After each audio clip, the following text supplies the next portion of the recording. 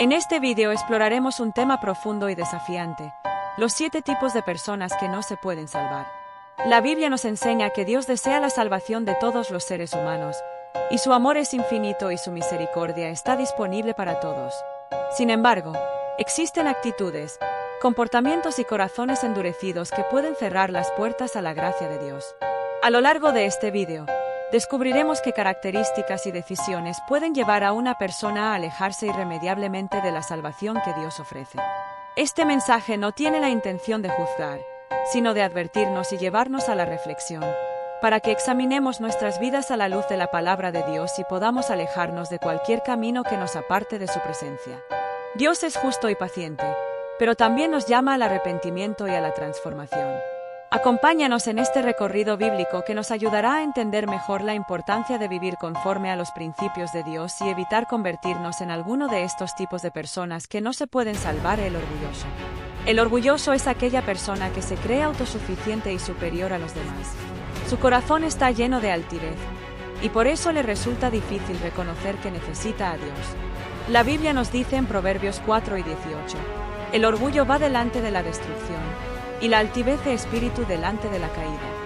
El orgulloso piensa que su éxito, su conocimiento y sus logros son el resultado únicamente de su esfuerzo, sin comprender que todo lo que tiene proviene de Dios.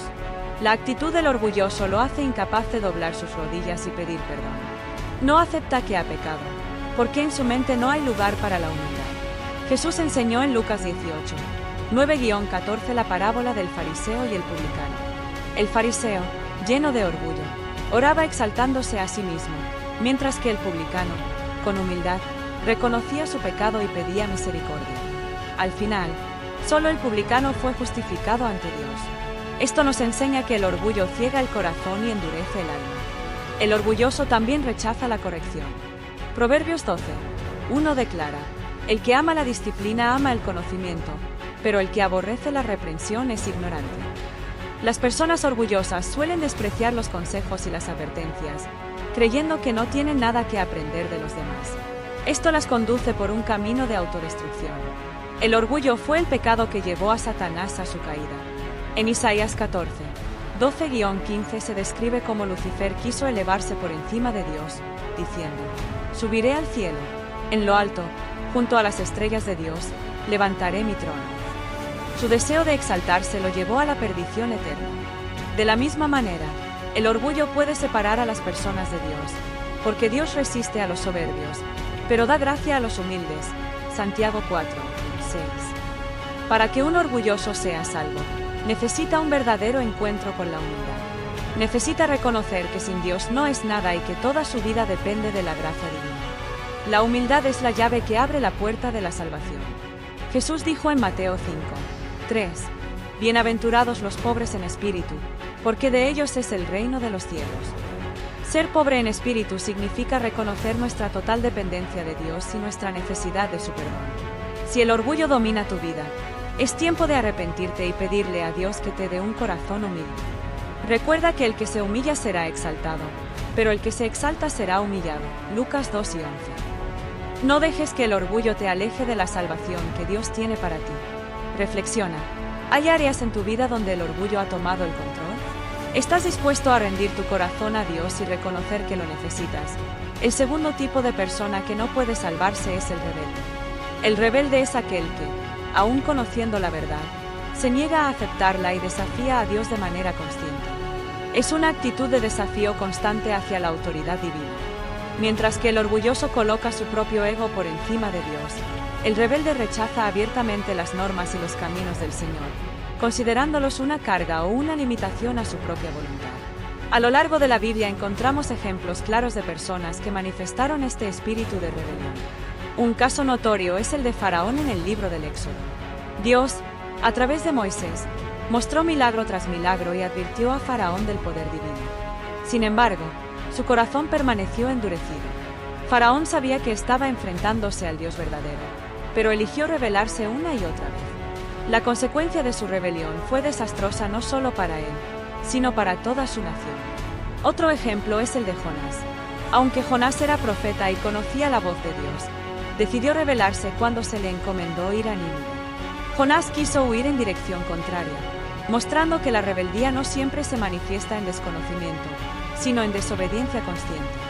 Dios tuvo que corregir su rumbo mediante una tormenta y un gran pez. A través de esta historia, vemos que Dios ofrece oportunidades de arrepentimiento, pero no siempre todos aceptan esa gracia. La Biblia nos advierte que la rebelión es como el pecado de adivinación, y la arrogancia como el mal de la idolatría. 1 Samuel 3 y 23.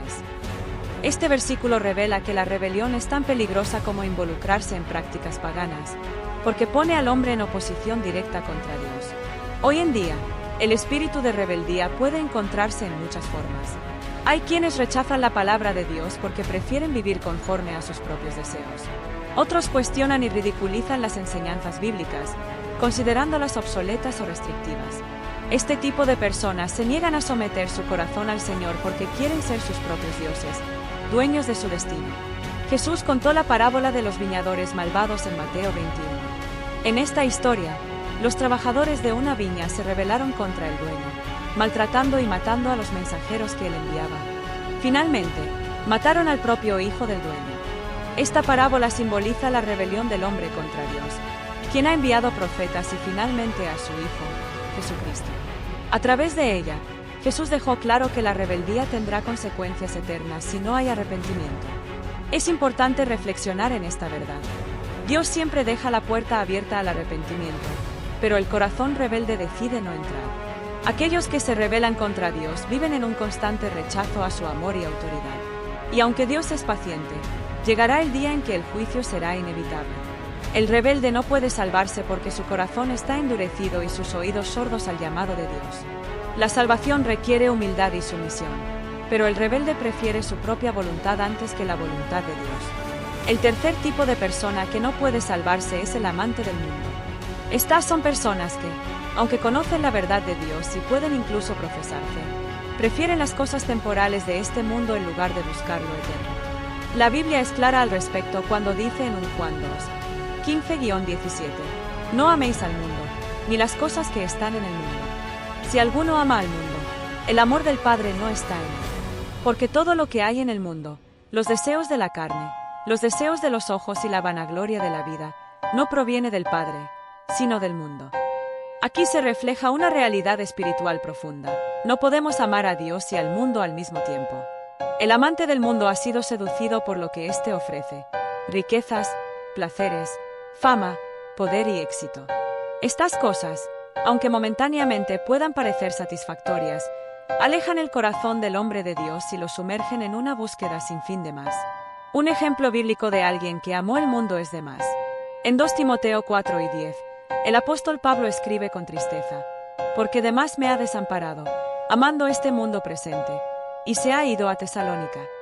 Demas fue compañero de Pablo en su misión, pero en algún momento su amor por las cosas terrenales fue más fuerte que su compromiso con Cristo. Eligió lo temporal en lugar de lo eterno, perdiendo así su camino en la fe.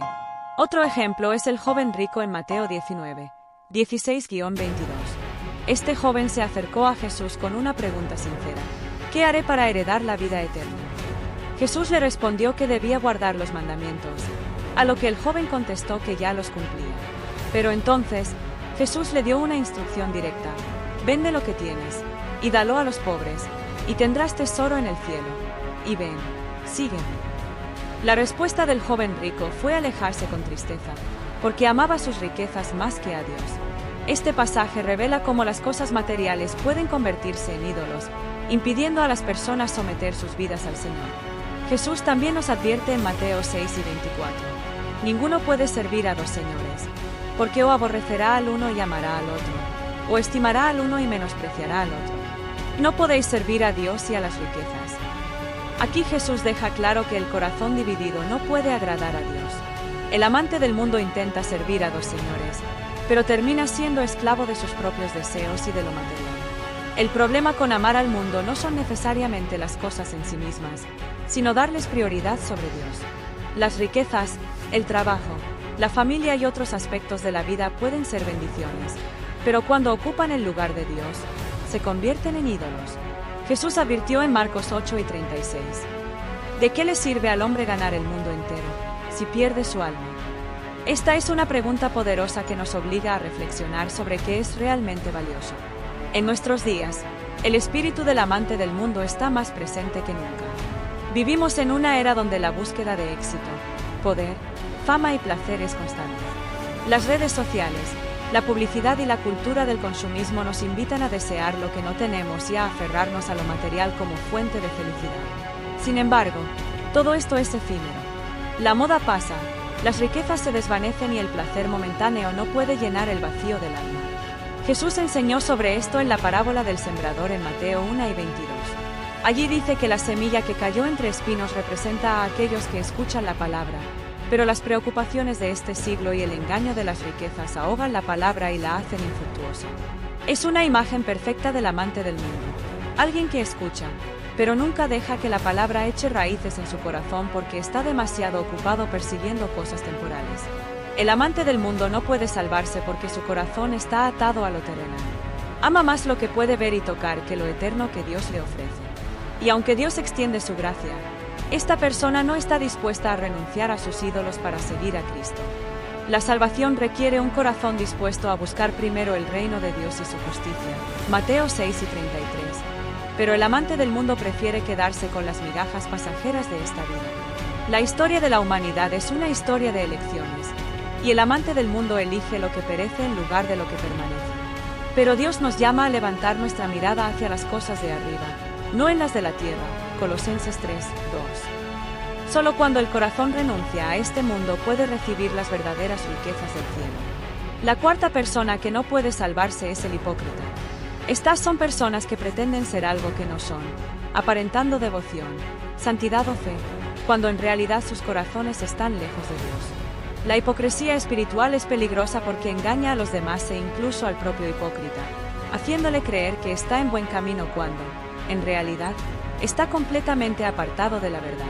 Jesús denunció la hipocresía con firmeza en varias ocasiones durante su ministerio, especialmente entre los fariseos y los líderes religiosos.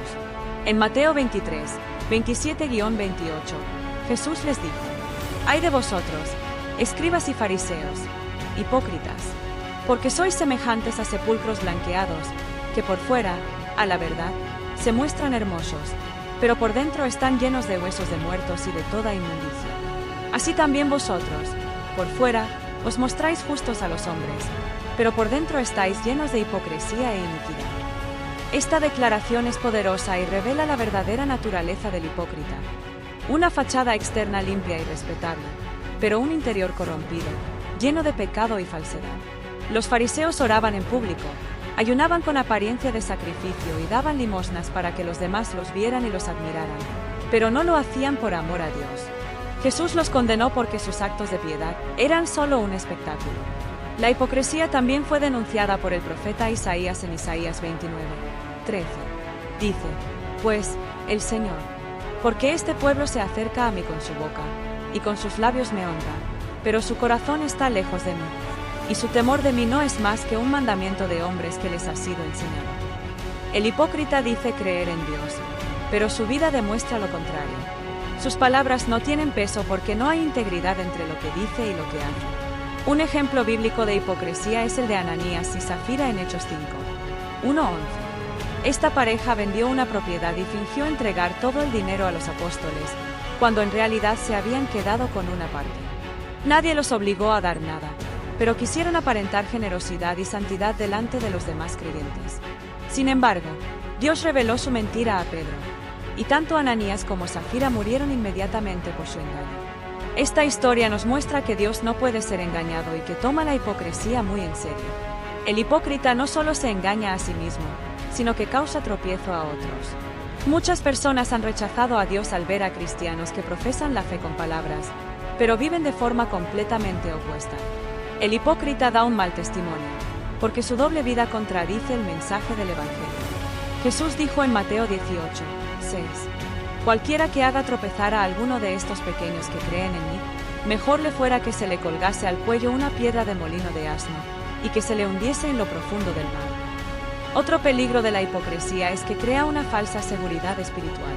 El hipócrita cree que sus obras externas son suficientes para agradar a Dios, ignorando que la salvación no se basa en apariencias ni en rituales vacíos, sino en un corazón transformado por la gracia de Dios. En Mateo 7, 21-23, Jesús advirtió que en el día del juicio muchos dirán: Señor, Señor, no profetizamos en tu nombre, y en tu nombre echamos fuera demonios, y en tu nombre hicimos muchos milagros. Pero Él les responderá: Nunca os conocí, apartaos de mí, hacedores de maldad. Esto nos muestra que no basta con tener una apariencia religiosa. Lo que importa es una relación real y sincera con Dios. La hipocresía también puede manifestarse en aquellos que son rápidos para juzgar a otros, pero no reconocen su propio pecado. Jesús lo ilustró en Mateo 7, 3-5 con la famosa enseñanza de la viga y la paja. ¿Por qué miras la paja que está en el ojo de tu hermano, y no echas de ver la viga que está en tu propio ojo? Hipócrita, saca primero la viga de tu propio ojo, y entonces verás bien para sacar la paja del ojo de tu hermano. El hipócrita se enfoca en señalar los errores de los demás, pero ignora los suyos, mostrando orgullo y autosuficiencia espiritual. En nuestra época, la hipocresía sigue siendo un problema grave. Hay personas que asisten a la iglesia, cantan himnos y oran en público, pero sus vidas diarias no reflejan los valores del Evangelio. Otros se esconden detrás de una apariencia moralista, pero viven en pecado oculto, pensando que nadie se dará cuenta. Sin embargo, como dice Hebreos 4:13, no hay cosa creada que no sea manifiesta en su presencia. Antes bien, todas las cosas están desnudas y abiertas a los ojos de aquel a quien tenemos que dar cuenta. El hipócrita no puede salvarse porque se niega a enfrentar su verdadera condición espiritual. Prefiere vivir una mentira en lugar de confesar su pecado y arrepentirse. Pero Dios nos llama a la transparencia y a la verdad. En Juan 4:24, Jesús dijo: Dios es espíritu, y los que le adoran, en espíritu y en verdad es necesario que adoren.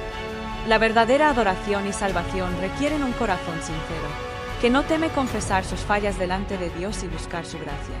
El hipócrita puede ser restaurado, pero solo si está dispuesto a romper la fachada, reconocer su pecado y volverse a Dios con humildad. Como dice Proverbios 28:13, el que encubre sus pecados no prosperará, mas el que los confiesa y se aparta alcanzará misericordia. La quinta persona que no puede salvarse es el incrédulo. Este tipo de persona representa a aquellos que, a pesar de escuchar la verdad, se niegan a creer en Dios, en su palabra y en la obra de Cristo en la cruz. La incredulidad es más que una simple duda. Es un rechazo consciente y persistente de la verdad divina. La Biblia es clara al respecto. Sin fe, es imposible agradar a Dios. En Hebreos 11:6 se nos enseña: pero sin fe es imposible agradar a Dios, porque es necesario que el que se acerca a Dios crea que le hay, y que es galardonador de los que le buscan. El incrédulo decide cerrar su corazón a Dios, prefiriendo confiar en su propio entendimiento, en la ciencia, en filosofías humanas o en cualquier cosa que lo aleje de la verdad revelada en las Escrituras. Jesús mismo enfrentó la incredulidad durante su ministerio. A pesar de sus milagros, enseñanzas y actos de amor, muchos se rehusaron a creer en él. En Juan 12:37, dice: pero a pesar de que había hecho tantas señales delante de ellos, no creían en él. Esta incredulidad no surgía por falta de evidencia, sino por la dureza de sus corazones. Un ejemplo claro de incredulidad se encuentra en la historia de Tomás, uno de los discípulos de Jesús. En Juan 20:24-29, después de la resurrección de Cristo, Tomás dijo: si no viere en sus manos la señal de los clavos, y metiere mi dedo en el lugar de los clavos, y metiere mi mano en su costado, no creeré. Tomás exigía pruebas físicas para creer en lo que se le había dicho. Cuando Jesús se le apareció y le mostró sus heridas, Tomás cayó de rodillas y exclamó: Señor mío y Dios mío. Entonces Jesús le respondió con una advertencia importante: ¿por qué me has visto, Tomás, creíste? Bienaventurados los que no vieron y creyeron. Esta enseñanza nos muestra que la verdadera fe no necesita ver para creer. Se basa en la confianza en el testimonio de Dios. La incredulidad, en cambio, exige pruebas constantes, siempre buscando una razón para dudar y no comprometerse con la verdad espiritual. Otra muestra de incredulidad se ve en el pueblo de Israel durante su travesía por el desierto. A pesar de los milagros que Dios realizó, la liberación de Egipto, el maná del cielo, la columna de fuego y la nube que los guiaba, los israelitas se quejaron, dudaron y desconfiaron repetidamente de Dios. Por esta incredulidad, muchos no pudieron entrar en la tierra prometida. En Hebreos 3 y 19 se nos dice: y vemos que no pudieron entrar a causa de incredulidad. La incredulidad los apartó de las promesas de Dios, y lo mismo ocurre hoy en día con quienes rechazan la salvación. El incrédulo también suele justificar su rechazo a Dios con argumentos racionales o filosóficos. Algunos afirman que no pueden creer porque no comprenden todo acerca de Dios, pero la Biblia enseña que la fe no depende del entendimiento humano. En 1 Corintios 1 y 18, dice: porque la palabra de la cruz es locura a los que se pierden, pero a los que se salvan, esto es, a nosotros, es poder de Dios. Para el incrédulo, el mensaje de la cruz parece absurdo, pero para los que creen, es la mayor demostración de amor y poder divino. La incredulidad también puede surgir por orgullo espiritual. Algunos no creen porque no quieren someterse a la autoridad de Dios. Prefieren vivir según sus propios deseos y reglas, negándose a reconocer que necesitan un Salvador. En Juan 3, 19-20, Jesús dijo: y esta es la condenación, que la luz vino al mundo, y los hombres amaron más las tinieblas que la luz, porque sus obras eran malas. Porque todo aquel que hace lo malo, aborrece la luz y no viene a la luz, para que sus obras no sean reprendidas. La incredulidad no es solo intelectual, sino moral. Es una decisión voluntaria de rechazar la luz de Cristo. El destino del incrédulo es trágico porque, al rechazar a Cristo, rechaza también la única manera de alcanzar la salvación. En Marcos 4 y 16, Jesús afirmó: el que creyere y fuere bautizado, será salvo, mas el que no creyere, será condenado. La incredulidad conduce a la perdición eterna porque aparta a la persona del único medio de salvación que Dios ha provisto, Jesucristo. Sin embargo, Dios no desea que nadie permanezca en incredulidad. La invitación de Cristo sigue vigente. Venid a mí todos los que estáis trabajados y cargados, y yo os haré descansar. Mateo 11 y 28. Dios ofrece salvación a todos, pero solo los que creen y confían en Él recibirán esa promesa.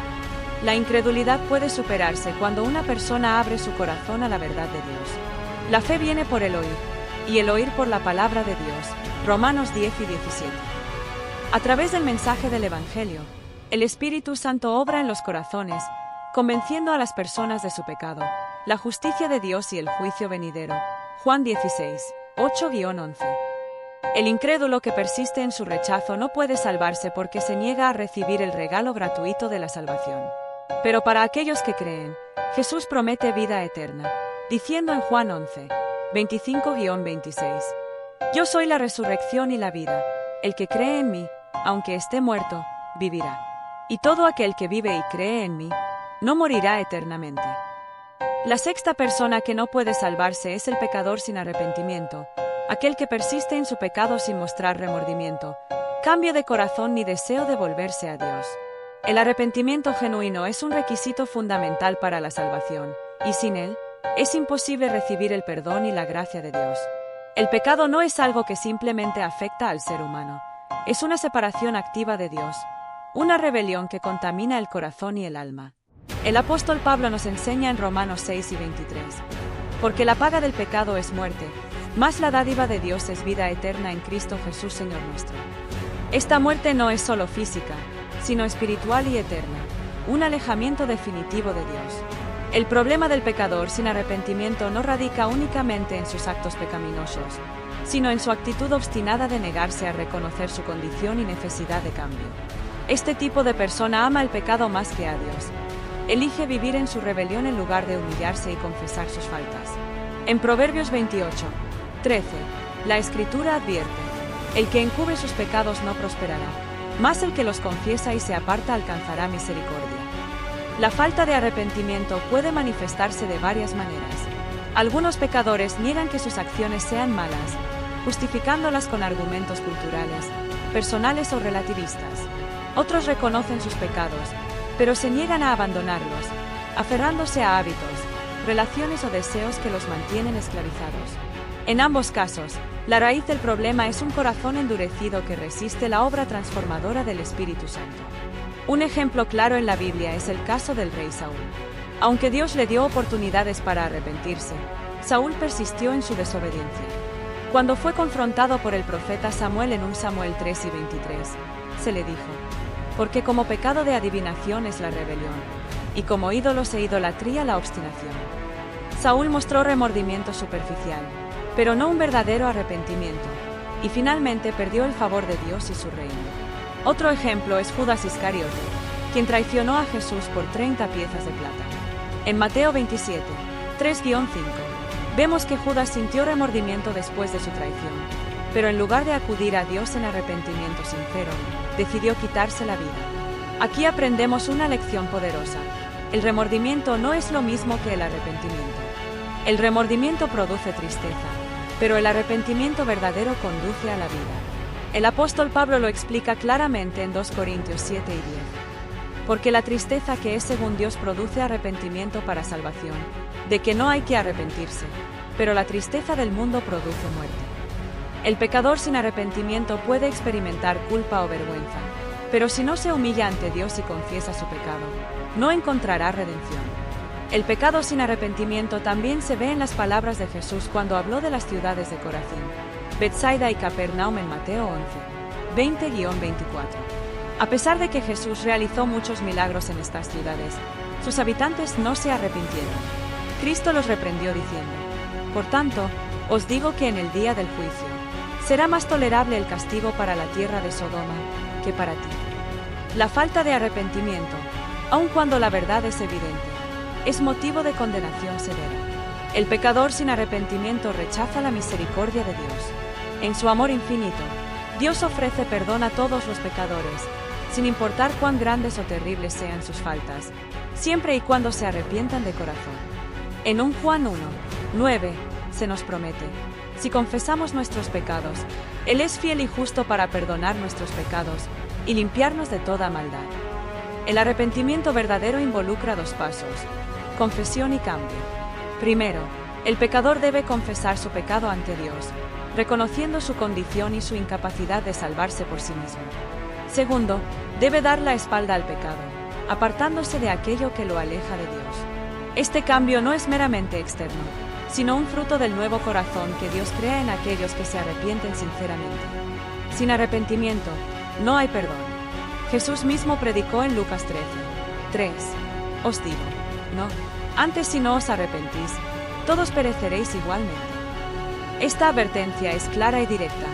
El pecado sin arrepentimiento conduce a la destrucción eterna, pero el arrepentimiento abre las puertas a la vida eterna y a una relación restaurada con Dios. Un corazón endurecido por el pecado es difícil de quebrantar, pero Dios es misericordioso y paciente. En Ezequiel 6:23, Dios declara: ¿Quiero yo la muerte del impío? Dice Jehová el Señor. No vivirá, si se apartare de sus caminos. El deseo de Dios es que todos se arrepientan y reciban la salvación.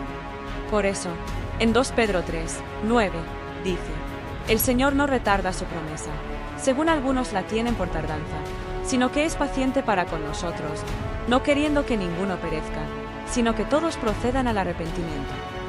El pecador sin arrepentimiento no puede salvarse porque permanece en su rebeldía, rechazando el amor y la gracia de Dios. Pero la buena noticia es que la puerta del arrepentimiento sigue abierta. Si hoy reconoces tu pecado y te vuelves a Dios con un corazón sincero, Él te recibirá con los brazos abiertos, como lo hizo con el hijo pródigo en Lucas 3:20. La última persona que no puede salvarse es el que endurece su corazón, aquel que, pese a las advertencias, las oportunidades y la paciencia de Dios, se niega a escuchar, cambiar y abrir su corazón a la voz divina. Este endurecimiento no ocurre de un momento a otro. Es un proceso progresivo en el cual la persona rechaza repetidamente la verdad, resistiéndose a la obra del Espíritu Santo. En la Biblia, el endurecimiento del corazón es uno de los temas más serios y alarmantes. No es solo una condición espiritual, sino también una decisión consciente que la persona toma al resistirse una y otra vez al llamado de Dios. Jesús advirtió en Mateo 1:15 sobre este peligro, diciendo: Porque el corazón de este pueblo se ha engrosado, y con los oídos oyen pesadamente, y han cerrado sus ojos, para que no vean con los ojos, y oigan con los oídos, y con el corazón entiendan, y se conviertan, y yo los sane. La Biblia nos presenta un ejemplo claro y contundente del corazón endurecido en el faraón de Egipto. En Éxodo 5:14, vemos cómo Dios envió a Moisés con un mensaje claro: Deja ir a mi pueblo. Sin embargo, Una y otra vez, el faraón rechazó la voz de Dios, endureciendo su corazón incluso cuando vio milagros y juicios evidentes. En Éxodo 8 y 32, se dice: pero el faraón endureció aún más su corazón, y no dejó ir al pueblo. Este rechazo continuo trajo sobre él y su nación grandes plagas y sufrimiento, culminando en la muerte de los primogénitos de Egipto. Pero aquí hay algo muy importante: el endurecimiento del corazón puede ser progresivo. Al principio, el faraón endureció su propio corazón, pero después, la Biblia menciona que Dios endureció su corazón. Éxodo 9 y 12. ¿Qué significa esto? Cuando una persona rechaza continuamente la verdad, Dios finalmente permite que su corazón quede sellado en esa condición como un juicio por su obstinación. Esta es una advertencia muy seria para aquellos que escuchan la palabra de Dios pero no responden con fe y obediencia. El endurecimiento del corazón también se manifiesta en la incredulidad voluntaria. En Hebreos 3, 7-8, el apóstol advierte: si oyereis hoy su voz, no endurezcáis vuestros corazones, como en la provocación, en el día de la tentación en el desierto. Aquí, el escritor se refiere al pueblo de Israel, que después de ver las maravillas de Dios, se rebeló y dudó en el desierto. A pesar de los milagros, no creyeron en las promesas de Dios, y por eso, ninguno de esa generación entró en la tierra prometida. Hebreos 3 y 19. El peligro del endurecimiento del corazón es que lleva a un estado en el cual la persona ya no puede percibir la voz de Dios. En Romanos 1, 21-24, Pablo describe a aquellos que, conociendo a Dios, no le glorificaron ni le dieron gracias, sino que se envanecieron en sus razonamientos y su insensato corazón fue entenebrecido. Finalmente, Dios los entrega a sus pasiones desordenadas y a una mente reprobada. Esta es una condición espiritual en la que el ser humano, por su repetida resistencia, pierde toda sensibilidad hacia lo divino. Otra evidencia bíblica del corazón endurecido es la actitud de los fariseos en los tiempos de Jesús. A pesar de presenciar milagros y escuchar las enseñanzas llenas de sabiduría y autoridad de Cristo, los fariseos endurecieron sus corazones por orgullo y envidia. En Marcos 3, 5, Jesús, al ver su dureza de corazón, se entristeció profundamente. Dice el pasaje: entonces, mirándolos alrededor con enojo, entristecido por la dureza de sus corazones, dijo al hombre: extiende tu mano. Y él la extendió, y su mano fue restaurada sana. Aquí vemos que la dureza del corazón impide que una persona reconozca la obra de Dios. El que endurece su corazón puede hacerlo por varias razones. Orgullo: rechaza a Dios porque no quiere reconocer que necesita ayuda o salvación. Pecado habitual: prefiere aferrarse a su pecado antes que renunciar a él y someterse a Dios. Incredulidad: decide no creer en la palabra de Dios, aun cuando tiene evidencia de su veracidad. Amargura o dolor: culpa a Dios por sufrimientos pasados y decide cerrarse a su amor y perdón. En Proverbios 29, 1, se nos advierte claramente: el hombre que reprendido endurece la cerviz, de repente será quebrantado, y no habrá para él medicina. Esta es una advertencia para todos nosotros. Rechazar repetidamente la corrección y el llamado de Dios puede tener consecuencias eternas. El mayor peligro para el que endurece su corazón es que, sin darse cuenta, puede cruzar un punto de no retorno. En Hebreos 6, 4-6, se describe una condición en la que es imposible que algunos sean renovados para arrepentimiento porque han rechazado deliberadamente la gracia de Dios después de haberla conocido. Sin embargo, hay esperanza mientras el corazón aún pueda oír la voz de Dios. En Ezequiel 36, 26, Dios promete: os daré corazón nuevo, y pondré espíritu nuevo dentro de vosotros, y quitaré de vuestra carne el corazón de piedra, y os daré un corazón de carne. Este es un acto milagroso que solo Dios puede hacer: transformar un corazón endurecido en uno sensible y receptivo a su voz. Por eso, el llamado de hoy es urgente. Si oyereis hoy su voz, no endurezcáis vuestros corazones. Hebreos 3 y 15. El tiempo de salvación es ahora.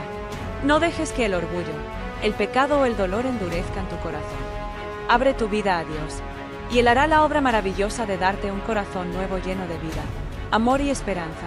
Después de todo esto debemos tener mucho cuidado en cómo estamos actuando delante de Dios, porque no podemos olvidar que Dios es amor pero también es justicia perfecta. En ese gran día cuando Jesús regrese vendrá a juzgar y los que aman el pecado lo harán. Perecerán, pero aquellos que a pesar de cometer pecados, verdaderamente se arrepientan y no los vuelvan a cometer y se entreguen a Cristo, vivirán con Dios en gloria.